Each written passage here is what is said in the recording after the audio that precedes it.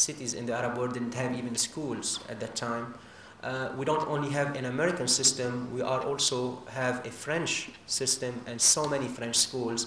If you know about the Jesuit University, which is also a university that is more than 100 years old. So whether you're bilingual or trilingual in Lebanon, there is no problem. You can always find a school or a university even to go there and get educated.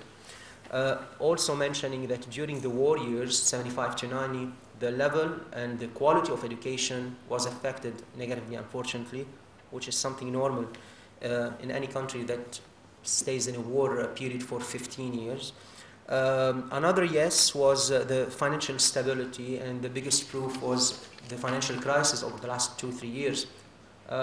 We haven't heard of any major banking issue or problem, or the government had to intervene to support or to inject cash in any of these banks, with many question marks also on how much these banks are really doing a banking job when it comes to corporate lending and also lending individuals. And lately we have started noticing some action on that sort.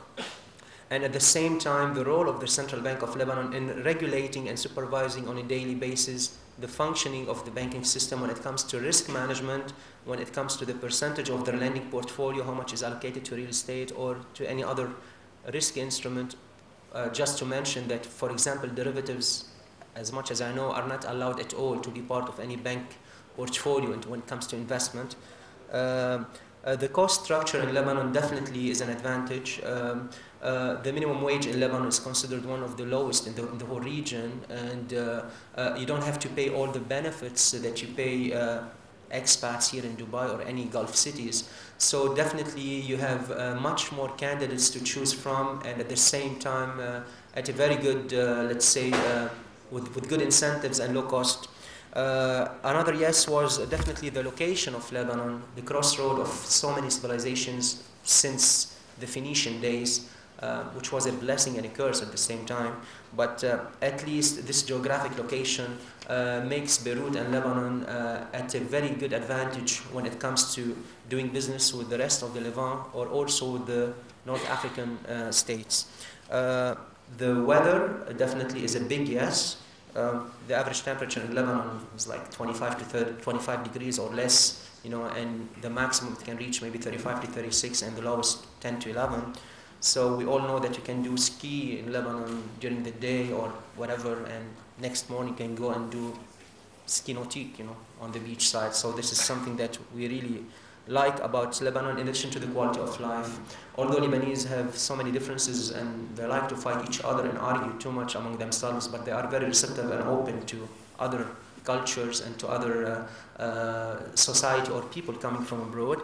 And another yes was, of course, the judicial system, which more or less proved to be also well established, with some question mark and remarks regarding also how much reform it needs going forward. Beirut can re-establish if some of these no's are dealt with exception to the political thing, which is beyond our control. And there are so many yeses that should be invested in and enhanced to really make it re-shine again like it used to be during the 50s and 60s of last century. Thank you very much.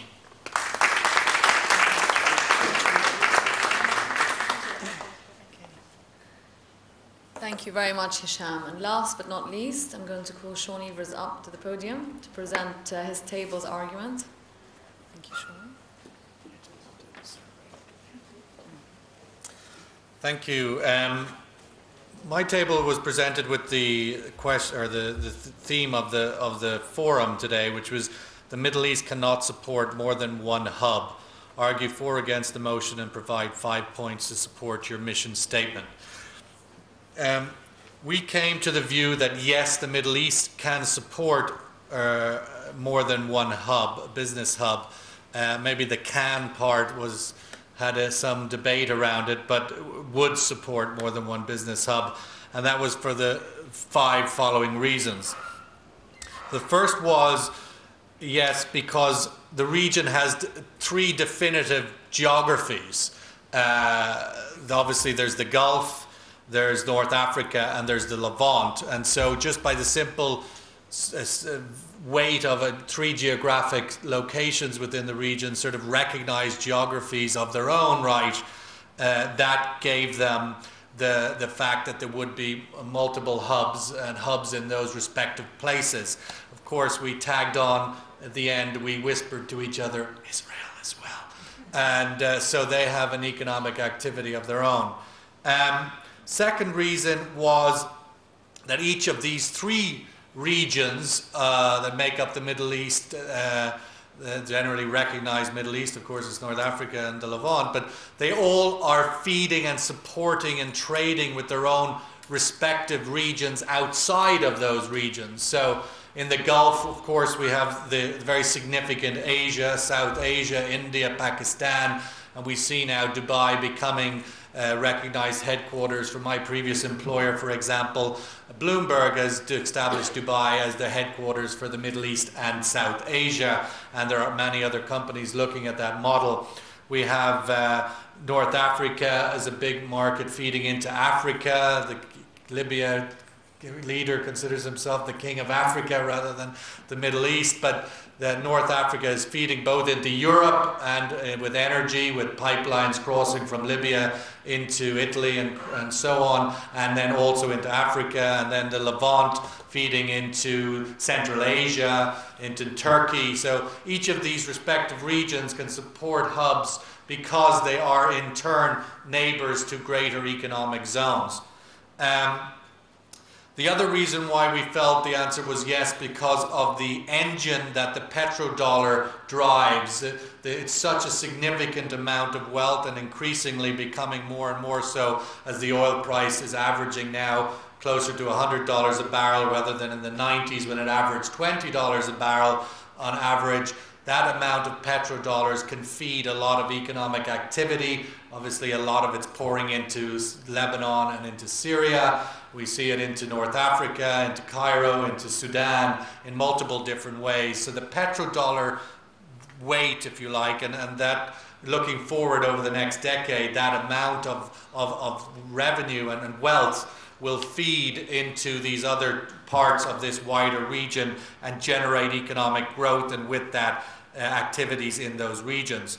The other reason we felt there was multiple hubs would be, and that's where the can or cannot support part maybe comes into question, but just the pure political structure of the region is, and we sort of went around this point from different angles, but the fact that the political structure is such that, you know, I want my city to be a hub, and so it will be a hub.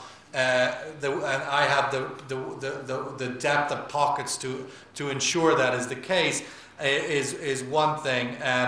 The lack of cross-border trade, sort of the political obstruction to cross-regional trade and so on. So the political structure as a whole and the leadership structure that goes with that formulates a frame that will support multiple hubs for better or worse, one might add to that particular point. The fifth point, which is sort of not a point to support the argument, but a point that we felt was worth making as a consequence of the first 4 points, and that was, if indeed all of the top 4 points are going to materialize, the consequence of that may be that the region ends up with no definitive hub that we can stand on, that is a global hub that can